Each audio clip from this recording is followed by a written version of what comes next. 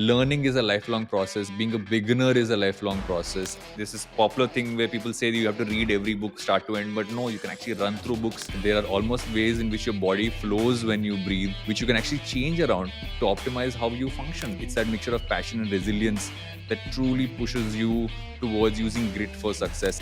People say that I'll sleep when I'm dead, but if you're not sleeping, then you will die. I'm giving you a bunch of copies of all these books, including my own.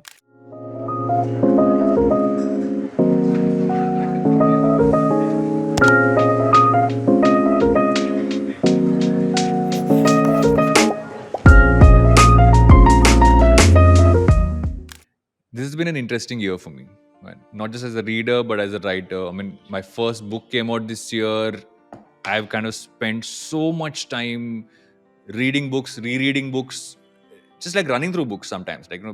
This is popular thing where people say that you have to read every book start to end, but no, you can actually run through books, read the chapters that you find interesting, almost use them like how you use social media. I might get slapped for this by someone, but that's exactly how you should use it. Just go through stuff, find what interests you, and dive deeper into the things that you really want to go deep into. So this time I'm going to do something different. I'm going to be giving away 24 of my favorite books of the year. They're favorites for different reasons. I've tried to stack them up in different ways for all of you to get in.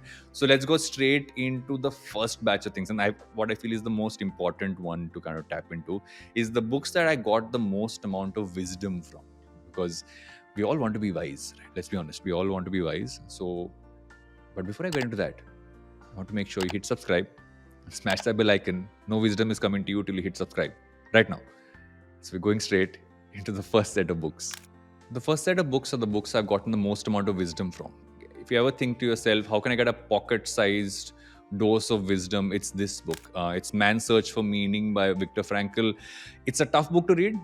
Viktor Frankl survived the Holocaust, went through really tough times, and has gotten the most amount of wisdom out of that. He's really given it to all of us to channel, and it's a great book to read for you to tap into and understand the mindset that you can actually put in, especially in your hardest times.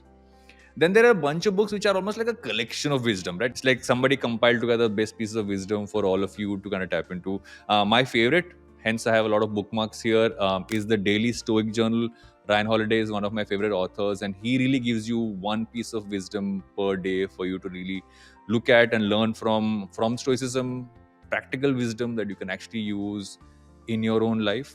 And I go to this often. I go back to some of these pages very, very often. It's on my bedside table most days. Another one, actually given to me by my mother, it's Khalil Gibran's Little Book of Wisdom. This is, it feels so poetic when you read it. It's got some gems of just stories and really like wise perspectives that you can slowly kind of seep into your mind and get so much out of. So Khalil Gibran's Little Book of Wisdom is something which one of my favorite gifts of this year came from my mother, which is this book. And we're going from the small to the large. The Daily Laws by Robert Greene. Robert Greene is one of the most interesting authors that you can find.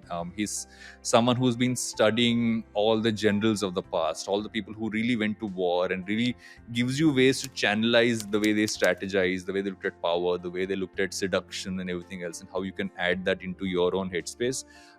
The Daily Laws is a compilation of a lot of his other books together into one. Again, 366 meditations for you to kind of use in your day-to-day life. So just pick it up, pick out a page, read from it, and it gives you so many insights you can use in whichever day that you are in. Then going to a bunch of books I've learned the most from. Really trying to unravel mindset, unravel how we are looked at so many different things in my life. And these books really gave me that this year.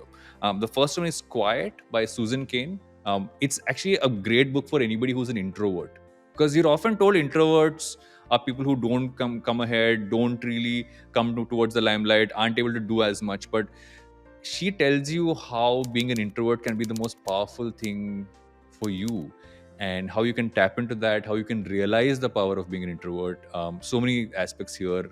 I don't think I'm an introvert. I'm somewhere in the middle in that spectrum, but I got a lot of insights. My friends a bunch of friends who are like legit introverts have said this has been one of those like Bibles they've had to kind of find confidence into who they actually are, and really use in their lives. Grit by Angela Duckworth. Now, the word grit is something we're all not used to as much. It's something which you can hear about it and you have to go on Google and really type out what does grit really mean. But Angela Duckworth, I first came across her TED talk. If you haven't seen it, watch that. She speaks about grit. She talks about how when you really push towards success, how one of the most important things that you need is grit. And she really gives you ways to kind of channel passion, to be resilient, because it's that mixture of passion and resilience that truly pushes you towards using grit for success. And it's a great one to read, but watch the TED talk first. It's almost like a primer, like a trailer to what the book actually gives you. Daring Greatly. This is the book I kept coming back to. I couldn't read it in one flow. Every time I would finish a chapter, finish many aspects of it, I would always find things I wanted to kind of soak in, learn, and move ahead. It taught me a bunch of things about shame. Shame is something we all feel, but how do you really channelize shame? How do you understand where shame really comes from? How do you find courage from that exact point, and learn how to be vulnerable, learn how to move from shame to vulnerability to finding courage. And Brené Brown, who wrote this book, is actually a shame researcher. She's been researching shame and vulnerability for decades now. This is a fabulous book for anybody who's struggled with any of these aspects, which I'm pretty sure we all have. I know I do a lot. And a second book by Susan Cain. I read two of her books this year. Bittersweet is her more recent book. It talks about how when you have some moments which feel really like negative, which feel bad, which you feel bitter about, there is something that comes out of it that feels sweet. How do you kind of channel that? How do you even find that? And she wrote this when she went through something like that. She had many people who passed away in her family. She went through a traumatic period, and she learned to kind of move forward from there, not really moving ahead, but moving forward from there. And this gives a lot of insights from that. It's a little tougher to read because it gives you many moments. It really helps you dig into the stuff that you feel really bitter about deep inside. But great read for anyone who's struggling with those aspects especially. And 4,000 Weeks. I have mentioned this book. I have pushed people to buy this book more than any other book this year. It changed the way I looked at time. It changed the way I look at productivity, time management, that entire category of things. Because when you realize that on average, all of us only live 4,000 weeks, and it's not about how productive that time is, but really how you optimize it, how you actually use each minute and each second like it's gold, and understand the value of that.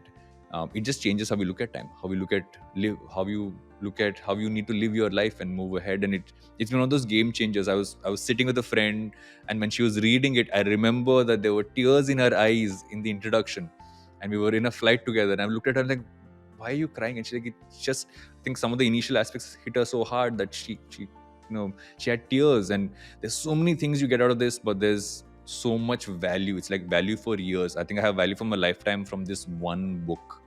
And then a bunch of books for entrepreneurs, so people who want to build things, who really want to kind of scale what they do on the professional side. A great book to start with is Start With Why.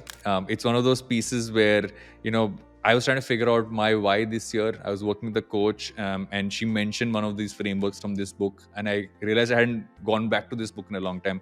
So I went back to it, and I realized I hadn't fully read it the first time. So I read fully this time. It gave me a way to kind of look at what my why was, both as a professional, as an entrepreneur, as a person. And it's something which everybody should kind of use. Again, check the Golden Circle. It's in his TED talk again. Like I mentioned, one of the other books as well. But easy read, but lots for you to kind of scribble and work on when you use this. I think he has another book which is actually more like stuff you can scribble on, but I use this one.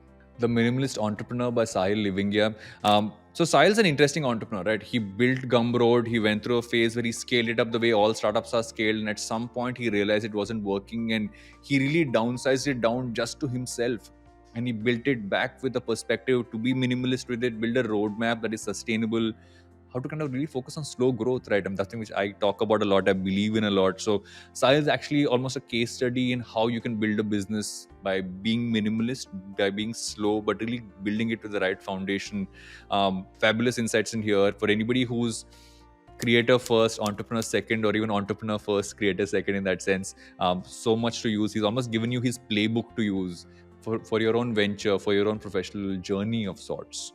And Build by Tony Fadell. Now, Tony Fadell is one of the foremost design leaders and entrepreneurs you can think of, right? He was the man behind the iPod design. He worked during that entire product period. He worked on so many pieces like the Nest thermostat and many other aspects. But he's had an unconventional way to building things. He's been very design first, he's been very product first, very innovation at the center of everything else.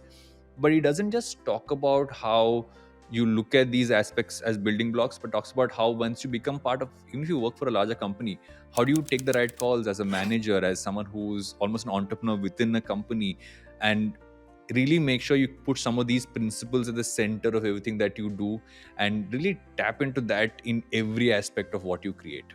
Tony Fidel's like legend. If you don't know who he is, look him up. I think one video or one small snippet doesn't do justice to what he's actually been able to accomplish, and he's still accomplishing so much. And then a bunch of books I could not help rereading. There's actually a trilogy I reread very often, especially as a creator. For me, these three books, the trilogy by Austin Kleon, which is Steal Like an Artist, Show Your Work, and Keep Going, are almost like books that every creator, anybody who has any creative endeavor, wants to do anything in the creative space, really needs to read, because he gives you answers to all the questions that you ask yourself. And every book of these has helped me at different phases through every year since I became a creator. So get these. You can get them on a Kindle as well, but I like having the physical versions because his illustrations and his snippets are so much fun to look at. So these three books I came back to multiple times this year, as I did last year as well. And by far the book which I reread the most is this book called Stillness is the Key by Ryan Holiday. I read a lot of Ryan's books. You'll find many of his books in this list as well, but this one specifically has had the most, has been so core to me, because it taught me how to be still. It taught me that going slow is not being static, that there's a way to kind of move with it and learn from it. And it almost helps you build a relationship with yourself. So whenever I have any of these doubts, I go back to any of my bookmark pages on this. I go back and just kind of pick up a page and read through it. But it teaches you so much, especially in today's life where everything seems to be rushing past so quickly, how you can be still and truly find almost a way to leap ahead from that stillness. So stillness is the key by far. Like my all-time, has to be one of my all-time favorite books, which I go back to and reread. And then a few books which are slightly more technical, but they really help you. I found them deeply interesting. One is a topic none of us really think about as much, right? Which is how we breathe. And this book called Breathe made me really like rethink how I actually breathe, how that breath really helps me not just stay fit, but how I actually function throughout my day, how that affects every aspect of my life. Because consider it, like if you hold your breath, you can't function, right? You'll drop down at some point of time. But what this actually talks about is it's almost a science. There are aspects to it. There are almost ways in which your body flows when you breathe, which you can actually change around to optimize how you function and how you can actually do so much more in your day in a way that is far healthier for you than all the other stuff that you might want to do. And one of the things I'm quite bad at is sleep. I don't sleep as well as most people would assume or think I sleep. I don't sleep properly at all. I average about 6 hours or 7 hours of sleep on many days, but try to get more than that. Um, and when I was reading this, there's a line in this where he talks about the fact that, people say that I'll sleep when I'm dead, but if you are not sleeping, then you will die. And it kind of made me kind of like stop for a second. It's so simple, but it's so true. And he's the foremost sleep scientist in the world, and he talks about every aspect of sleep, how almost like different times of your sleep function differently, why, how dreams actually come into it, how dreams actually help you think better in your unconscious mind. So it's a lot more technical, but I found it deeply fascinating, so I kept going back to it and running through it. And Why Has Nobody Told Me This Before by Dr. Julie Smith. Dr. Julie is someone I actually discovered on Instagram. I watch a lot of her videos and I bought this book. It's almost a way for you to take aspects which you learn in therapy, aspects you learn about, just mental health and mental fitness. And she breaks it down in a way that's very actionable for you. It's simple for you to learn, but, she also got great like summaries on how you can deal with emotions, how you can deal with anxiety, with depression, etc. So great book to read if you want to understand your mind and use some of those tools in your day-to-day life. And these books which made me rethink and reassess many things which I always considered to be, this is the way it is, this is how I've learned things, is almost like a rethinking set for me in that sense. The first one's by Adam Grant, which is called Give and Take.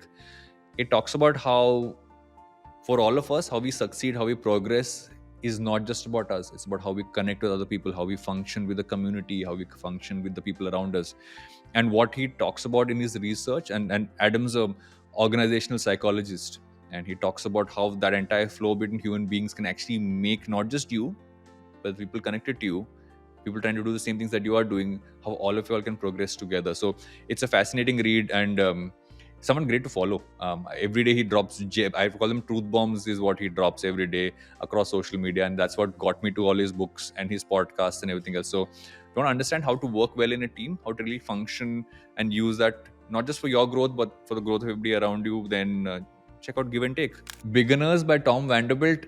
This was something which I picked out. I discovered it on one of these apps which was recommending books to me. It's a great story about how learning is a lifelong process, being a beginner is a lifelong process, and how you need to get over that worry of seeming really bad at something when you start. And let's be honest, all of us stop doing things because we think we'll be really bad when we start doing that thing.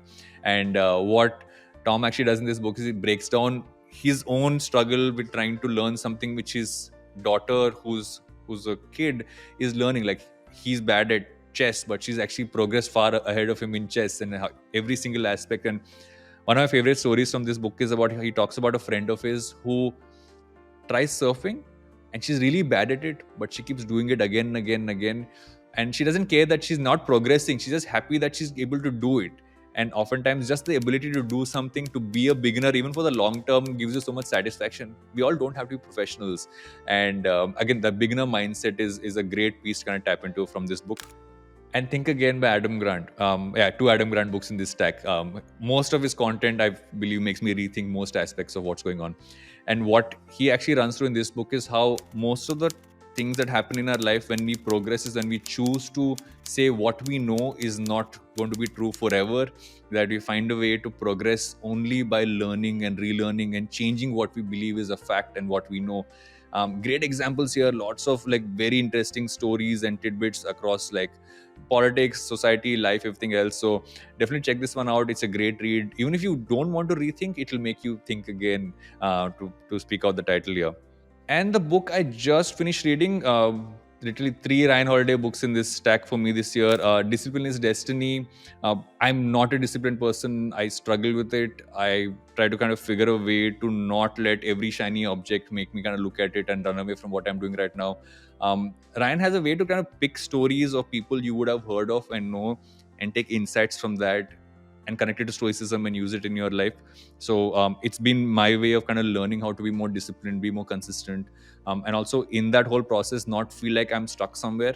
So tons of stuff that I bookmarked here. I might actually do a video on just like all the stuff I bookmarked here at some point in time in the channel. So Discipline is Destiny. If you struggle with any form of self-control, then this is a book you should definitely read.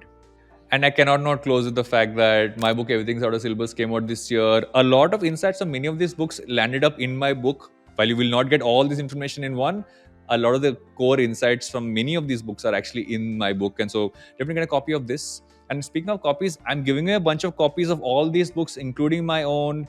All you have to do is comment with which book you found most interesting and why. And there are a bunch of other details to this giveaway which are in the caption. So make sure you check the caption and comment away. And you could own one or possibly even more of these books. But all those details are in the caption. But to do all of that, you have to be a subscriber. So make sure you hit subscribe and smash that bell icon. I'll see you guys in the next episode of Take a Pause with me, Varun Duggi. Check the caption. Check the caption now.